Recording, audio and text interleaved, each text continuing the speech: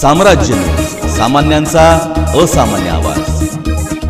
अक्कलकोट येथे श्रीरामाचे प्रतिमेचे विटंबना जाब विचारल्याने युवकावर प्राणघातक हल्ला।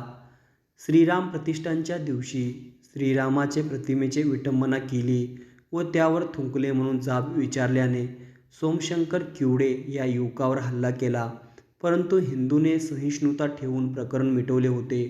परंतु काल संध्याकाळी 4 ते 5 मुस्लिम तरुणांनी सोमशेखर किवडे या युवकावर काल प्राणघातक हल्ला केला। सोमशेखर हे त्याच्या दुकानात बसले होते।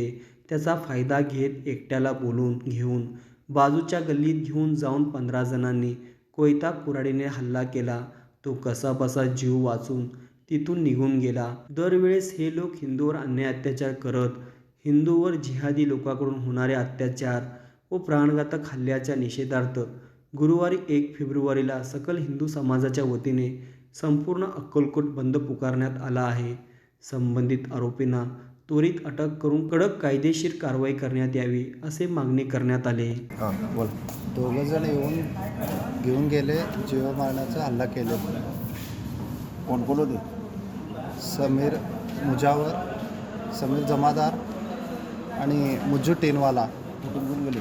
घेऊन गेले कुठून घेऊन गेले? दुकानापासनं परत पुढं घेऊन जाऊन तिथं जाऊन मारलेत, मागणं वार केलेत, कोयत्यानं वार केले तिथं कुठं घेऊन गेले? बाजूला। इथं ऑर्डर घ्यायचं म्हणून चल म्हणून घेऊन गेलेत गल्लीत, बाजूच्या गल्लीत। ऑर्डर 30 लिटर ऑर्डर द्यायचं म्हणून घेऊन गेले। तिथे किती जण होते? 10-15 जण होते। मागून वार केलेत, येऊन गाडी टाकून मी पळून आलो। जीवघेणे हल्ला केलेत, धमकी दिलेत, जीवाला धोका आहे मला।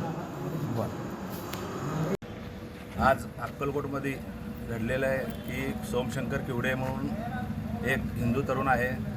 त्यावर परवा जे एक रामाच्या प्रतिमेवर, श्रीरामांच्या व शिवलिंगावर एका नालायक जिहादी तरुणाने थुंकलं होतं। त्याचा निषेध म्हणून विचारपूस करायला गेलेल्या एका तरुणावर त्यावेळेसच त्याच्यावर हल्ला झाला होता। पण तो त्यावेळेस कुठलंही ॲक्शन न घेता एक भीतीपोटी गप्प बसला। तरी त्याला त्याच्या दुकानातून उचलून नेऊन त्याच्यावर जीवे मारण्याचा प्रयत्न केला। तो कसाबसा त्याचा जीव वाचून दवाखान्यापर्यंत आला। त्याच्यासाठी धारदार शस्त्राने त्याच्यावर हल्ला करण्यात आला व ह्याच निषेधार्थ आम्ही 1 फेब्रुवारी रोजी गुरुवारी अक्कलकोट बंदचे आम्ही सर्व सकल हिंदू समाज व श्रीराम जन्मोत्सव समितीकडून अक्कलकोट बंदचे आम्ही आवाज उठवतो।